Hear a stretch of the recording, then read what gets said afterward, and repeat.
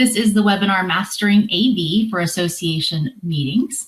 What meeting planners need to know. Welcome. I'm happy to introduce our speakers to you. I'm Amanda Law, as I mentioned. I am the moderator today.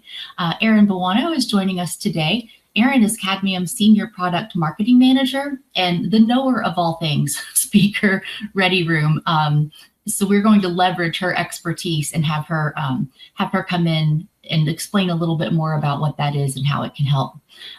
Also, providing today's spectrum of audiovisual knowledge, and I say spectrum because he's done it all, is James Rutt, the Chief Information Officer with Cogent Global Solutions. James has worked both sides. He's been with customers, he's worked with IT, he's been behind the scenes with audiovisual. So he has a wealth of knowledge that I think we're all going to benefit from. I know we're all going to benefit from, and I'm looking forward to sort of interviewing him throughout this webinar. So before we get started, if you don't mind, in the Q&A, the little chat function, we're going to do a poll. We'd love to hear from you on what's your biggest AV challenge with planning events?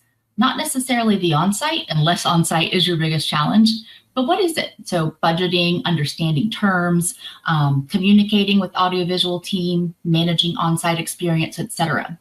And while you're answering that, I'll give you just a moment.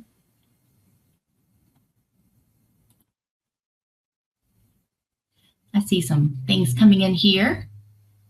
Thank you. Let's keep them coming. All right.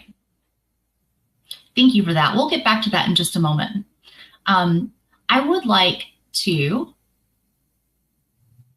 ask James now, if you will, please help us to understand a little bit of sort of where we begin this, right? So audiovisual one-on-one, if someone's really new to this industry, to this world, you know, what is kind of the main thing that you think is important? And really, will you kind of explain a little bit more about what you do, your experience, because I do think you have a very dynamic background that's going to be really great for this conversation. So we'd love to hear a little bit more about you and about Cogent Global Solutions. So I'll hand it over to you now. Okay, thanks, Amanda. Yeah, I appreciate that. And yeah, I do have a diverse background. I've been doing this a long time. You know, I was an IT director for almost 10 years for a smaller nonprofit entity that had an annual conference every year. And so I was managing that conference, assisting managing that conference every year. And then I would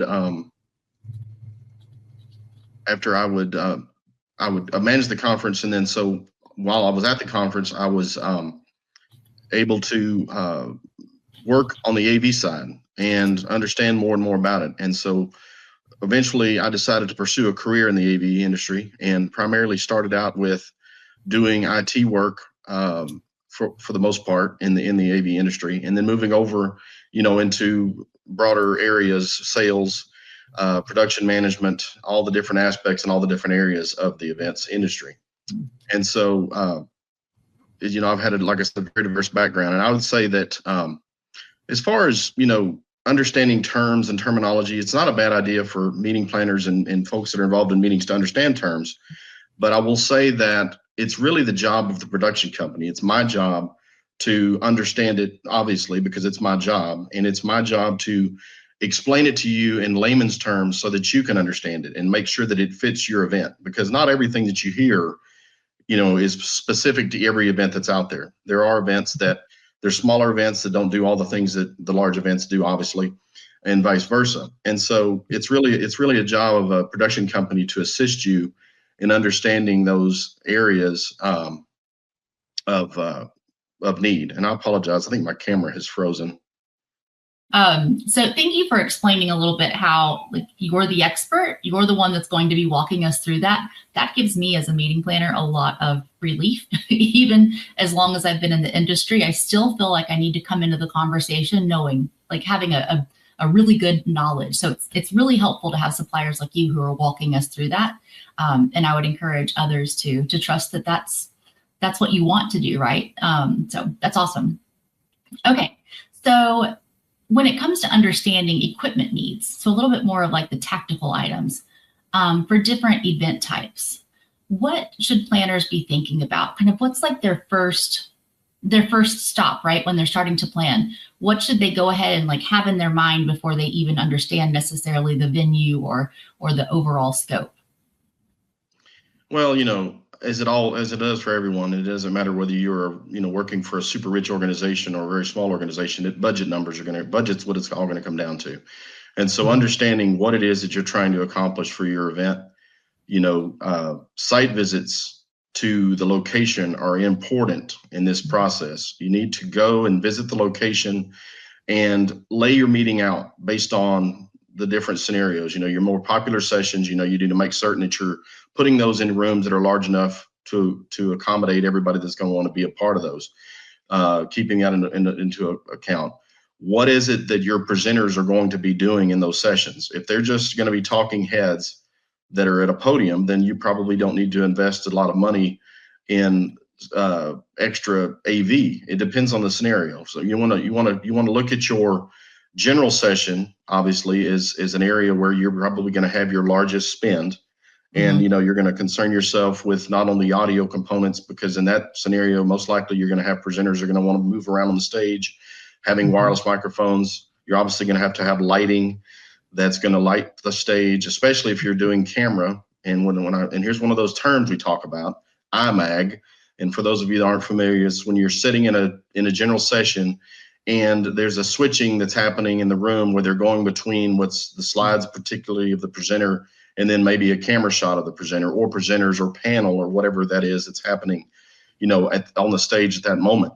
You've also got to concern yourself with maybe a set design, a set piece, if you're going to go to that, with lighting and all those aspects. So visiting the site. And then the other thing I wanted to mention is I think it's important, if you can make it happen, to allow your production company to be there. Because again, it's our job to be the experts in all things audiovisual. And we're going to go into the building and we're going to know the questions that need to be asked. And it comes down to so many small details on these AV events, from beginning of the simplest thing of loading in. Everybody thinks, well, what's the big deal? Loading in a truck, who cares? Well, you've got to know where the freight elevators are. You've got to know what dock is available, what size truck the dock allows for. All of those things are stuff that AV companies or production companies like us can help you provide with. And not only that, when you're laying your sessions out, understanding, the best rooms. And then, of course, as I mentioned a moment ago, budgeting for that. We can assist you with those aspects of it. And of course, when you are meeting with the facility, you want to make sure that they are understanding that you also have a budget to work within, and that they have the understanding of what you're trying to accomplish, so they're not going to blow your budget out the door. You've got to concern yourself with screen sizes in rooms, projection sizes, all those different aspects of your overall event. So there's a lot that goes into it. But again, starting with a site visit, at least one with your AV company, I think is a good idea. And a lot of the questions could get answered. And then, of course, as you're moving forward towards the event, just staying in constant communication. So. Gotcha. Thank you. Yeah. So it sounds like really the most helpful thing is to bring you on in the beginning, not necessarily feel like we have to give you the order, but we want you to come along with us while we build the order, and you can help us do that and make it so much easier. Exactly. All right, I'm going to go back to the poll responses real quick. The two biggest responses were budgeting. Go figure. That's, I think, the bane of all of our existence. And then managing on-site expenses. Once again, budgeting. Things that pop up that you're in a rush and you've got to do this or something breaks. So that sounds like the two things that this crowd is definitely feeling like is a little bit more of the frustration there. And I know, James, you've already talked a little bit about those things, and we'll talk more about budgeting. Let's see. I want to move on to building a strong partnership with your AV supplier. You've already mentioned, James, how important it is to sort of bring you on in the beginning, even bring you on site visits if we can. Tell me a little bit about how to build that relationship, what that looks like from your perspective, and what it is that we need to sort of, I guess, bring to you, or how to start partnering with you in a way that's really beneficial from the beginning. And we're setting you up for success, and we're setting ourselves and our meetings up for success. Yeah, ideally, it's all about communication, and it's about constant communication. It's early communication, and then it's late communication. I think a lot of the time, some planners that I've worked with over the years, they take too much on themselves. And planners are notorious for doing too much on their own, trying to do too much on their own, maybe not even relying on their own team enough. They feel so much pressure to be successful and have that responsibility. And so, as me as a production manager working with a customer, I want them to come to me early. And so, many of our larger events that we do annually, we'll finish the annual event and then we say, okay, we'll talk to you in about a month. And we mean that because we're going to start looking at the next year, not necessarily going through the site or any of that quickly, but we want to start looking at what's going to happen for the next year, what went well, what didn't go so well, what we want to change. And then not only that, it's also a good idea, as you mentioned a moment ago, some of the strains that people feel are in regards to budgeting. And one of the other things that I prefer and like to do is budget a year out. You don't necessarily have all your space. We know that because you're still working on that as you go throughout that next year. But you still will know most likely that you're going to either do the same number of rooms as you had done before. And so we can get very close in the way that we budget for that next year's event. And the other thing that plays a big part in that is the labor. And if we understand in advance, where your meeting is at, we can assist you with labor as well. Because what I'm going to do as a production manager is I'm going to reach out to the facility, the city, whatever labor broker or whoever because we travel in so many people to do the event, and then we have to rely on local labor to do some of the work. And so that local labor is going to have a cost tied to it. And every city is different. As you all know, we're all familiar with, Chicago, New York, Philadelphia, San Diego, those are popular cities that they also have unions. And so you're going to be paying particularly a little bit more for your labor there. Those are things that we can assist you with in advance. Not to mention that even the cities that aren't union, since we've come out of the pandemic and we're going strong again, just like everything else, things have gotten more expensive, and labor is a part of that same increased expense. And so it's important to get that information early as possible and at least have a budget that bases it upon, what you had done before. And then that'll help you not have, the last thing I want to have is a sticker shock. And if you're working from that budget that you created early on and throughout the year, as you move closer to the event, you're changing it, you're adjusting it. You should be showing up to your show with a budget that's pretty close to what your overall spend is going to be. With the exception of a couple surprises that could happen, things of that nature. But that's our goal. That's my goal, is to try to know that as much as possible in advance. And again, that requires communication. The other thing I would say is you don't have to do weekly calls. That's too much. But you could possibly do, every month, once a month calls, or whatever. And then maybe increase the amount of those that happen as you get close to the event. But the main thing is staying in constant contact and, of course, emailing, as we all do. And just don't be afraid to ask us any questions. And if we can help, we're going to. We've seen a lot of things, over the years at different facilities, and sometimes that knowledge is powerful, and sometimes it can save you money. So.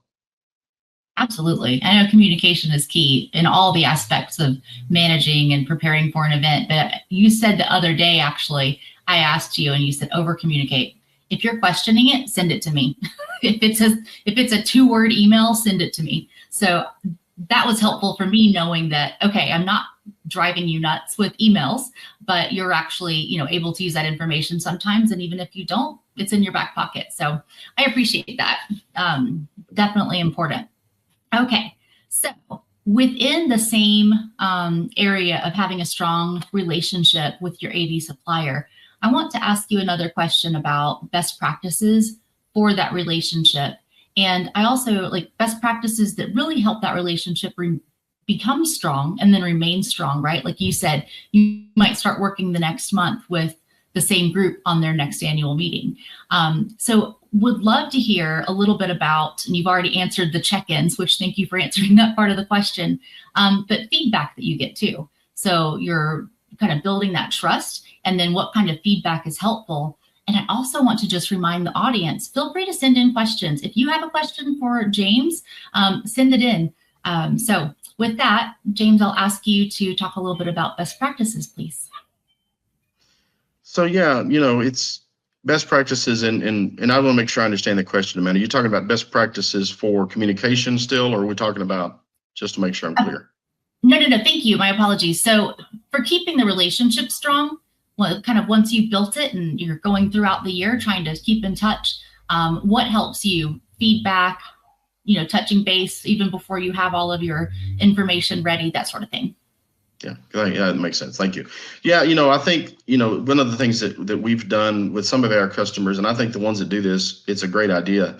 It's all about a post-con, first of all. You have an event, you feel like, I've had so many events where I left the event feeling like maybe it didn't go as well as hoped. And then you learn later that the customer was just thrilled and it went great. And you were stressed. And the reason you were stressed is because you were working hard, taking care of everything that needed to be dealt with.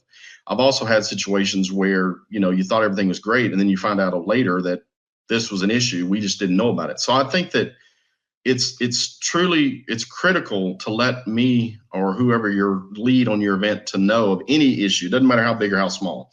And I'll say this to the point is I have seen situations occur that the customer didn't even know that occurred. And so I'll fix that problem, whatever that might be, or deal with it. But I'm always going to go straight to the customer at that moment and let them know, hey, if you hear about this, here's what happened. And I saw to it and I dealt with it. The main thing there is you always have to have an open line and you have to be honest. You have to make sure that, because you can't just, stand up in front of the customer when things are great. You got to stand up in front of that customer when things are not going so great. And you got to be honest and forthright as to what went wrong and how you solved it and how you can prevent it from happening, in the future. So going back to what I was saying about the post-cons that I've had that have been great are not only between myself and the customer, but they're also for bringing in the facility into those post-con calls, because you're bringing everyone together and most of the time those are really cordial and not bad. But you need to make sure that if something went wrong, it may have looked like it was your issue, but it could have been someone else's issue. So you bring everybody together, you discuss that. And of course, it's important, I think, for customers, and almost every meeting planner, I think, or meeting entity does this, taking surveys from their attendees on site and going through those. And once those surveys have been checked and read through, then come to, if they have to do with your production company, then come visit with us and let's go through those together and understand maybe what occurred that we didn't even know about. Because I got to be honest, there are times where things happen, these big events, there's the buildings moving everywhere, things are happening everywhere. It's hard to know. So if we get those brought to our attention, we can solve those, for future, hopefully for future years. So I think, again, the best practices goes back to what I was talking about a minute ago. It's about an open line of communication and, honesty between the two. And, I always want my customers to see me as an extension of their team, not just a vendor. We are a vendor, obviously, and they're paying us for our services. That's not going to change. But we need to be seen as an extension of your team. And, that means that you're going to be working with that customer throughout the year, not just over the event days. So. I have a question that came in that I would like to sort of tag on to what we're talking about. When you're dealing with having a strong relationship with a supplier, but cost is an issue and you're having to maybe bid out different things. And then you're kind of talking to your finance team and helping them to understand why that relationship and that experience is worth the cost, right? So do you have anything to add in terms of like how to help people to push that message that like it might cost a little more, but the value is huge? Like, do you have any sort of pinpoint suggestions for filling that gap? Well, I'll say this, that when you said that, it kind of reminded me of a point that I make to people a lot of the time. These days there's so much technology out there that people want to show off, people want to have a part of their event, and that's great. And in some cases, it can add to an event. It can add to the success for an attendee or just the overall experience of people that attend the event. But I will say that I have seen too many times where someone sees something at another event they attended, they want to bring it into their event, but it doesn't necessarily fit their event. It doesn't work with their group. It doesn't work with their attendee group, their attendee base. And so sometimes I feel like there's a forcing of technology just for the sake of saying, okay, we did this at our conference. It was a cool thing I saw. But those are the ways you can blow your budget, out of the water, because you spent money on something that did not get the return on the investment that you maybe had hoped for. So those are things that as well that I'm happy to. What I love is when somebody sees something in another event and I ask them, okay, well, under what context did that happen and how did that work? And then if it looks like it can be applied to the event we're dealing with, then I'm happy to walk them through that. Or, I may have a way to do exactly what they're talking about, what they saw, but on a cheaper solution than what they originally had done. Because sometimes you see these cool things and you think they're great, but you have no idea of the price tag that is associated with it. And sometimes it's not something you can or do. But I think for us, it's about making the spend and then being smart.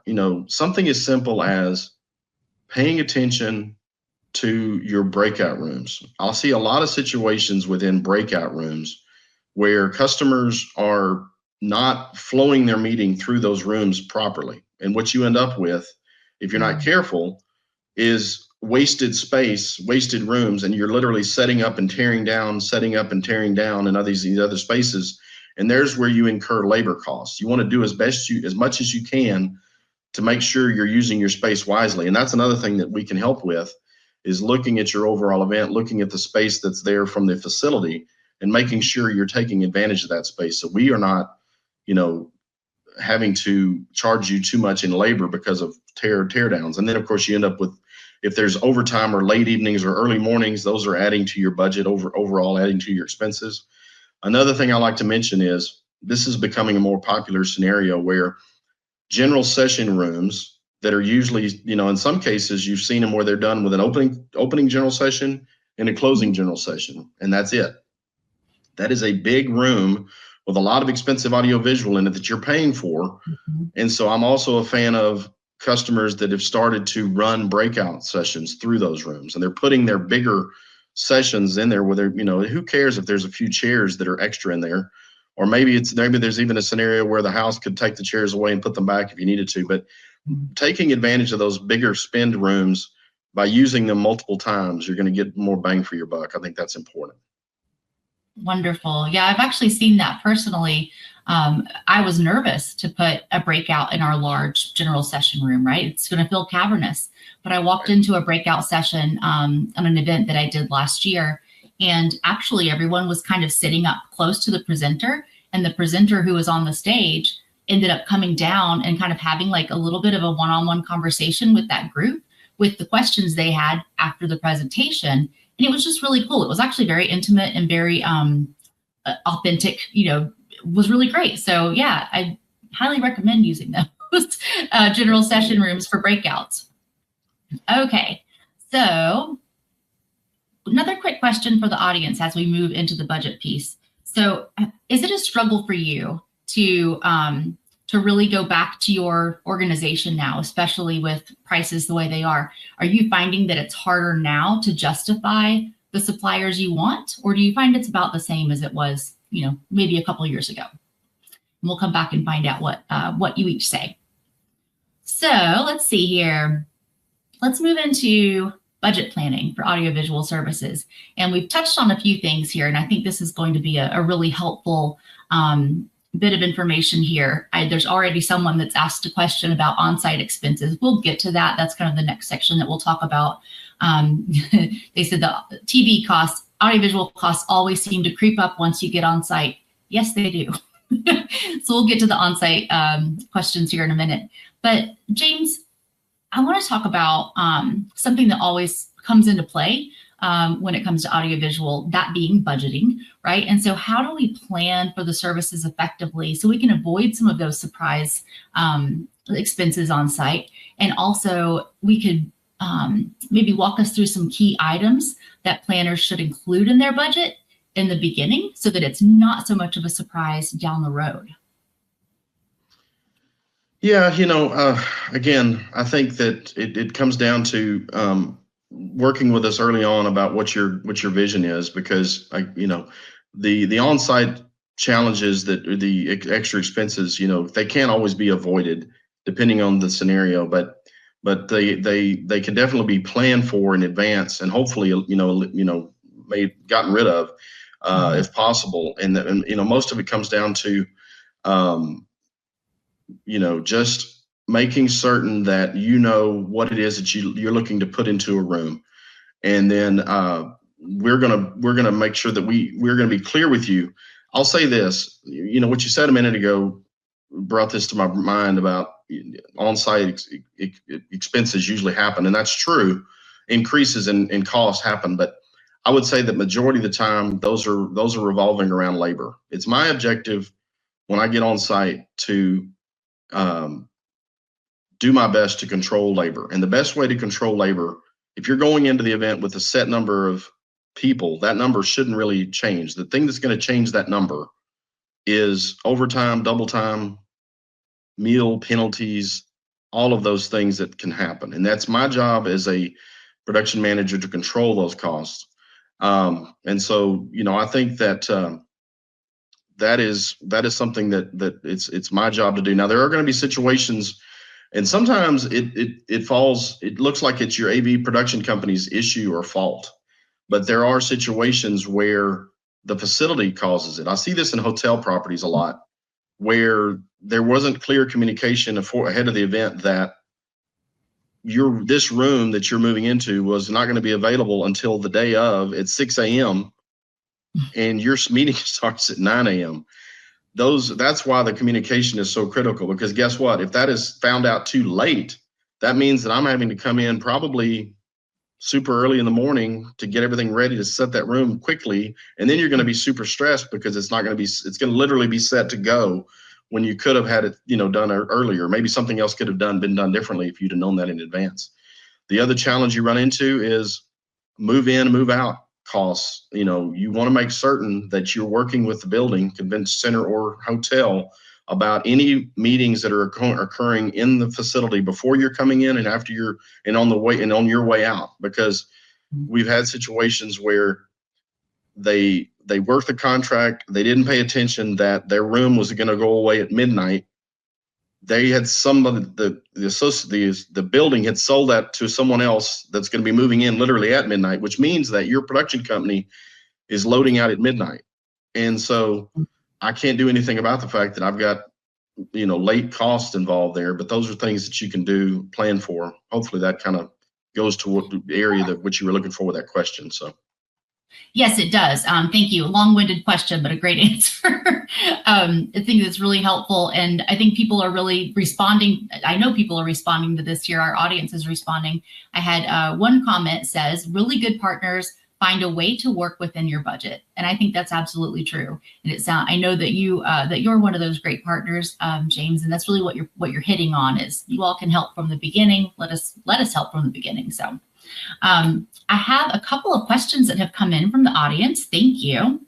The first question is, how can we make sure that all AV requests and requirements are documented and agreed upon early? Yeah, I'm reading that. How can we make sure that all AV requests and requirements are documented? Yeah, well, I think that camera just froze. I think that as far as the way that they can be documented to avoid miscommunications is, for example, one easy way for that to happen is everything needs to be written in an email. I've had many situations where I had a conversation by phone with a customer, and then I'm going to tell them before I hang up, I'm going to follow up to you with this in an email. And it's not just so that we can keep it. It is important for documentation so you don't have an issue later, because I really don't want it to ever be a situation so uncomfortable with a customer that they feel like they've got to pull back something that I said to them in an email and throw it back at me. I never want it to be that way. But the reason I would do it in an email is more about just so that there is follow through. And then I'm going to make certain that I'm doing what we discussed and what we talked about. Now, the other part of this is if you are, hopefully you're working, for example, if you're working with Cogent, you're entered into a contract. And so the contract is going to be something that's written, and our contracts typically are going to contain the audiovisual estimate based on your RFP or your event that we've given you. The pricing in that contract is not going to change. So the equipment pricing for us is going to be the same. The one thing that can change based on city, as I've already stated, is labor, but equipment pricing is going to be steady. And typically the way we operate is if we sign a multi-year contract with you, 2, 3, or 4, however many years, your equipment pricing is locked in. No matter what happens, the pricing is going to stay the same. So I think, the main thing about, just getting it all in writing. I'm an old school guy. I love to have phone conversations because I've said many times I can have a phone call sometimes and be done in 5 minutes that would have saved us 20 emails going back and forth. However, I do think that for the critical components of what you're talking about, a follow-up email is a good idea. So. Awesome. Great advice. We've had a couple more questions come in. One is pertaining to contracting. So actually, while you were just talking about that, I'll ask you this question. What are some realistic benchmarks or percentages of the event budget that should be allocated to audiovisual services? Yeah, so I don't know that I guess it depends on that number would fluctuate depending on the type of event you're talking about. But I do know, and I've had more than one customer tell me that we are typically, AV is going to typically be the largest portion of your budget. I mean, that's just the nature of it. Now, I've had situations where I've told customers, do you complain to the facility about how much they charge for coffee as much as you complain to me about your AV? I'm, of course, kidding, because it is an expensive venture.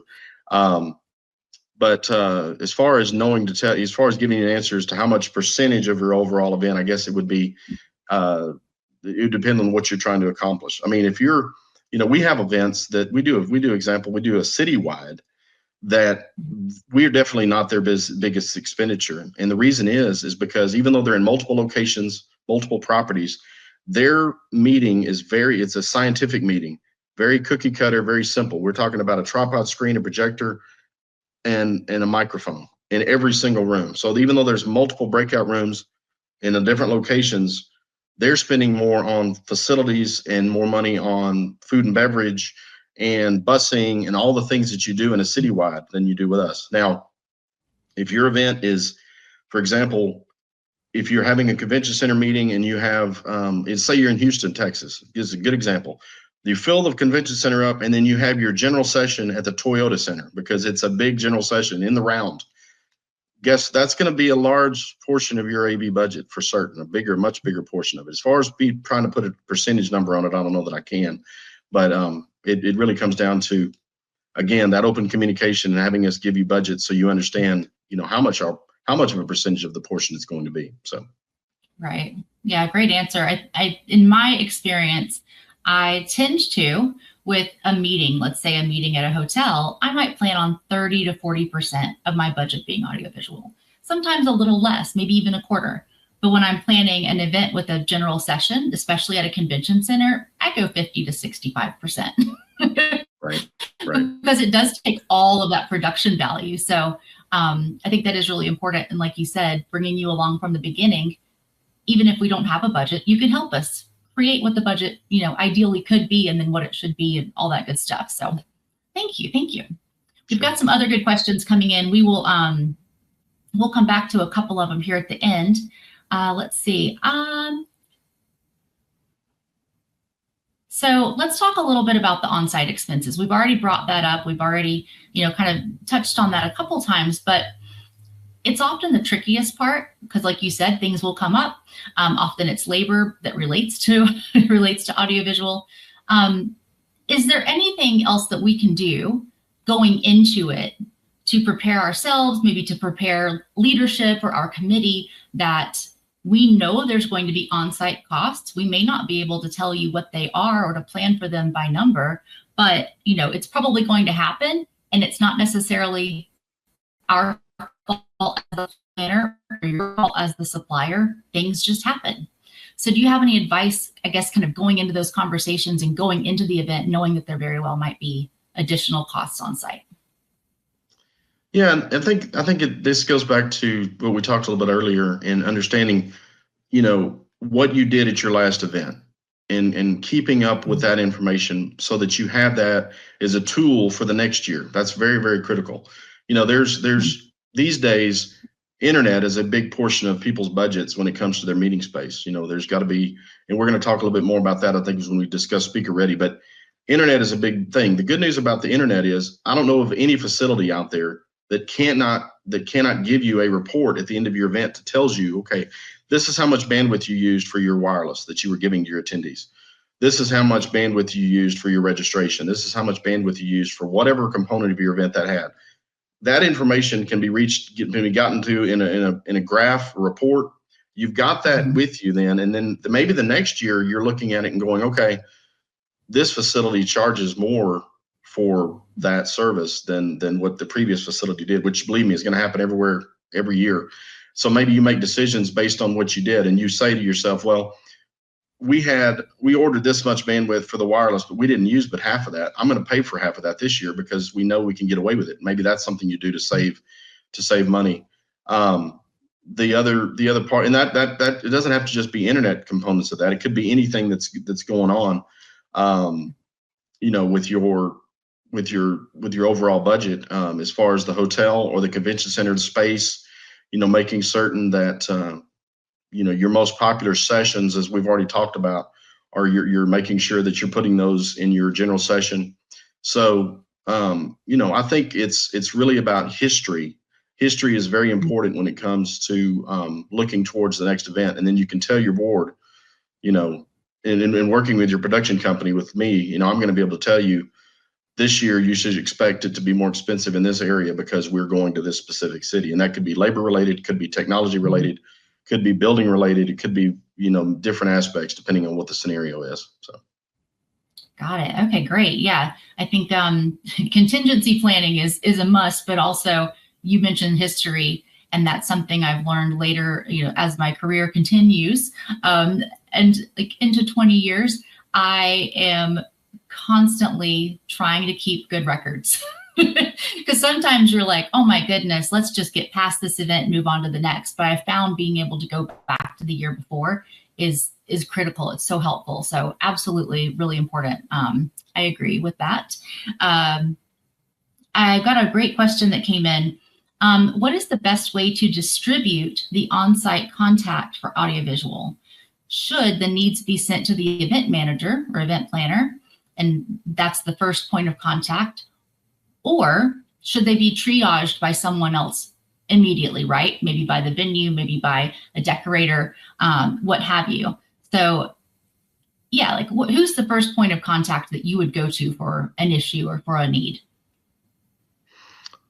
So I'm reading the question to make sure I answer it correctly. They're talking about the AV. Should the AV be sent to the building first or to the production company? Is that kind of what they're going at, you think? So yeah, like is it best to come, for instance, if I'm the event manager, is it best to come to me to triage a problem, or it's a problem that perhaps the electrician needs to fix? Do you go to him first?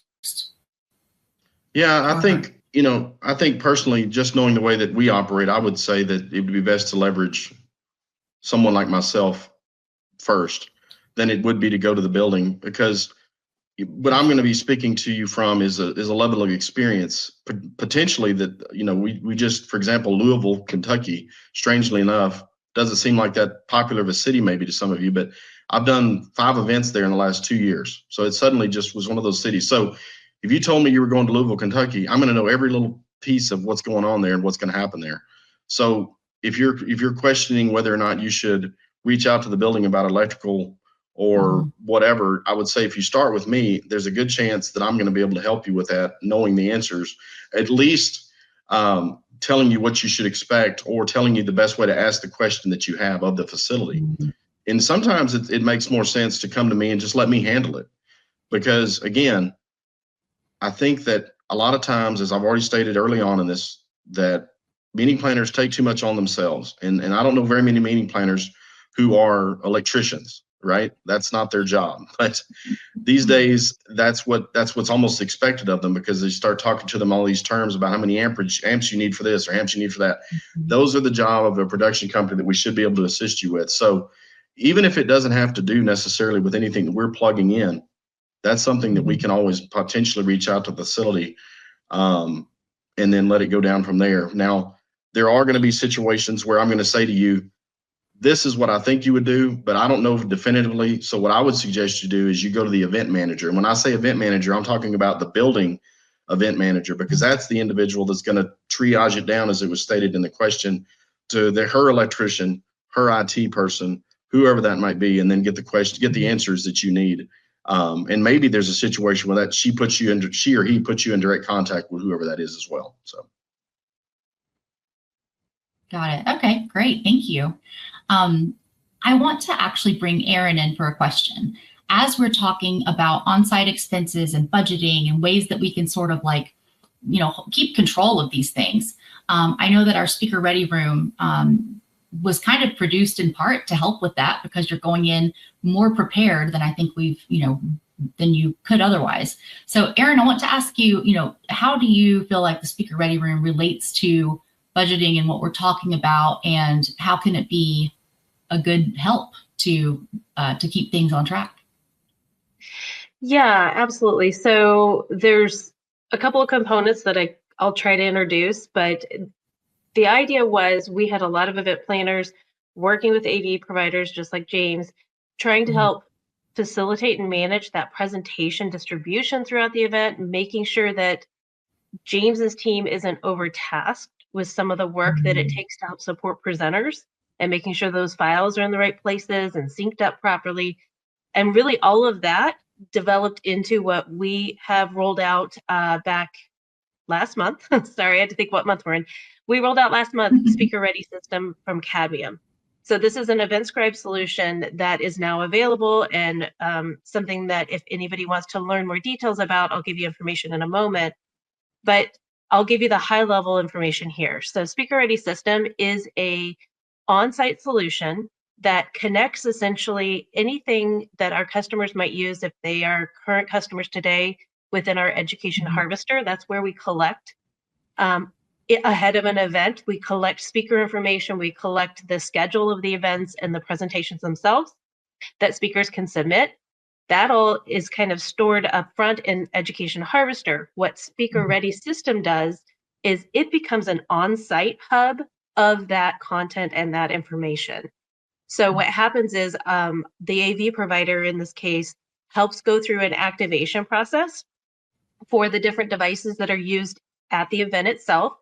Some are going to be used by the AV provider to help. It's called the controller device that helps kind of at the event when it comes to these files that I'm talking about. But then you have workstation devices that the presenters themselves can go in, and in the Speaker Ready room, this is all typically built out in the room itself that an AV provider would be able to help offer at an event. That's where a presenter can go in. They can make last minute updates and changes to their files that they might need to have done. That's always syncing and connecting through this controller all the way downstream to the actual podium itself in the individual session rooms, and as well as the website and mobile app. So it's all of these things are all hyper connected. And what it really does is it makes, from an AV and an event planner perspective, it eliminates a lot of the load that really these folks have to carry. They no longer have to micromanage and support presenters at the very lowest level of, I need to upload this file, or taking a thumb drive up to a podium to say my file is on this thumb drive. It eliminates all of that, because those things can actually cause AV challenges if that file isn't already available on the network itself. You're doing that moments before the presentation kicks off. It's not a very smooth experience, and it adds a lot of pressure and stress for the presenters as well. The one thing that I think you kind of kicked off with, Amanda, to start with, was some of the cost aspects. So part of the cost is actually diverting your resources where they really ought to be instead of on some of these tasks. So that's for the AV providers, but also those event planners that are doing that on-site support. It kind of eliminates some of that load.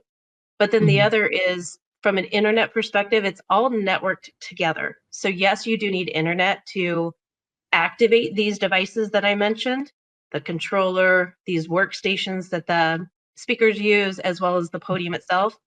But then they're all really networked together.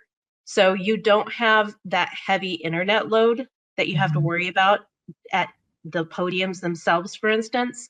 The network, this Speaker Ready system network, is really the power behind controlling and ensuring all this information goes where you need it to. It really eliminates a lot of that extra effort that goes into it. So it was kind of a roundabout way of answering your question, but the idea is there's a lot of value and benefits that comes from this particular solution that Cadmium has recently launched, but it benefits a lot of audience. And in this case, for the AV providers, it really does make that experience a lot more clean and easy on there and to manage. Thank you. Yeah, no, beautiful answer. And I appreciate you giving us the high level. A lot of people have been asking us about this and sort of, wondering what this is and how it kind of plays a role. I will say that I had the opportunity to experience this myself at our Spark event in July. We got to sort of do an internal a tryout, if you will. And what I noticed immediately is, first of all, you do not have an AV tech in every single breakout room, which James mentioned, and actually you did too, Aaron. That's a big expense. But also, I found that some of the people that were the most nervous, who you normally would have the event man, the convention center, plus yourself, you would have a lot of people there. It was literally the click of a button. They were prepared because they had prepared in the speaker ready room already. And they literally walked in, pressed a button, and boom, they're on. I was blown away by that. And they were too. So I think it's really great. That also reduces, I think, a lot of, running back and forth and having extra people there because you have a lot of breakouts. The only thing I'll add to that is, I mentioned the AV providers and the event planners, the speakers themselves. Everyone carries a level of extra work and stress and pressure that goes into making sure things flow smoothly. The entire idea around Speaker Ready system is to eliminate as many of those pressures that each audience really actually experiences, because it's not every pressure they're going to have, right? But as many as we could, we tried to really kind of bundle in as cleanly and easily as possible. To your point, a speaker, for instance, walks into that session room, they find their presentations on the list, they click launch, and off they start presenting. There's no extra running around that has to happen. It goes really smoothly. And Awesome. if I could add to what Aaron has said there, I think this is an important piece, because we've been talking a lot about budgeting and money savings. And I'll say this, everything Aaron said about the speaker management system is true. It's absolutely great. It just has a lot of benefits. But one of the things that a lot of times gets overlooked is that, as Aaron mentioned, in order for that solution to work, you've got to have a network. And the network, the way that works is in the speaker ready room where you got your presenters coming to, you're going to have an internet drop. Now, in addition to that internet drop, you're going to have what we call a VLAN. That's one of those terms out there. Virtual LAN is what that stands for, but it's a network that would then connect that central speaker ready room out to the individual breakouts and maybe your general session. We will then collect the talks in that central room and push those presentations out to the breakouts, as Aaron mentioned. All that a presenter needs to do is simply click their name and up comes their slides, because they've been done over that network. Now, here's where the cost savings comes in. Many times these days, it's important for a presenter to have internet in their presentation for whatever that reason may be. Because we are paying for that one internet drop in that ready room and we have that VLAN in place, that internet is available anywhere it's connected. And your VLAN pricing is going to be cheaper than an internet price. And so you're literally saving money. If you put internet drops in every room, it's going to be way more expensive than to run it the way that I'm describing it. Not to mention that if you're looking to do digital signage, that's the same network. We're running everything off the same network. If you're looking to do overflow on demand, where you've got a session that gets really popular, room fills up, you've got another room designated where you're going to overflow it so that they can still see this, hear the presenter slides and audio. That is another function of that in the same network. Recordings. If you're doing session recordings, the way we run our records, that's all done over the network. That network is being utilized for that. So there's a lot of aspects to that network, not to mention that so many people these days can no longer use thumb drives to bring in a presentation because they're no longer considered secure. They need Dropbox, they need their email, they need whatever that is. Coming into that ready room with that internet drop, they have the option to just download their presentation right there on the spot, edit it as needed. And then another thing I'll mention, besides what Aaron has discussed, you're going to have a room full of experts in that room that are going to be able to assist the presenters as well with their talks, whether it be inserting a video or making a transition, do something specific or whatever that might be. So there's a lot of reasons why it's beneficial from an AV perspective, not just about all the convenience factors, but also it's going to make your presenters very happy. So it's something you should entertain if you haven't looked at before.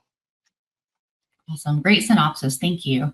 Sure. Yeah, I'm impressed that everything runs through the VLAN smoothly. That's great. I have another question. Let's see. I'm going to ask this one. We had a question posted as, my team is looking into using SRS, but trying to get a full understanding the true cost and what is really needed. Can you talk about the need of the tech and what is the responsibility of both the organization and then the AV supplier?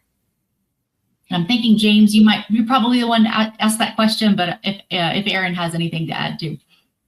Yeah, I mean, I'll start, and then James will fill in probably the parts that more apply from an AV perspective, I think. So when it comes to the speaker ready system, there's, I guess I will couch it two different ways. So when it comes to pricing, there's so much nuance that goes into your specific event that means that there isn't just a upfront cost that we can necessarily offer to a larger audience like this.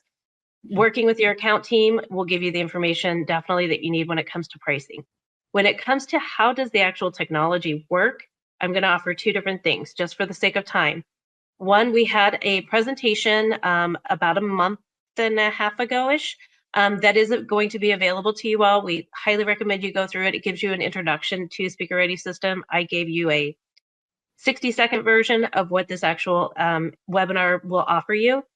But in addition to that, when you're actually asking about the specific needs for the technology and the responsibilities that are supported there, we have a very comprehensive documentation portal that has every single step-by-step process it takes for the actual setup, implementation, the technical requirements, troubleshooting. There's all of the information needed to actually implement the solution available within our documentation portal. That is something that is available today on our support site within Cadmium. So I highly recommend if you just want to do a quick browsing there as you're setting up time with your Cadmium team, that's a great way to get some additional details. But specific for the AV providers, James, I want to hand it to you in case you've got any specific call outs on the support for Speaker Ready system. Yeah, I mean, as far as cost goes, I've already stated the network is a big part of that. And that cost is going to flux depending on the city. Again, some cities are going to be more expensive than others and what they charge you for internet, VLAN, and those things of that nature.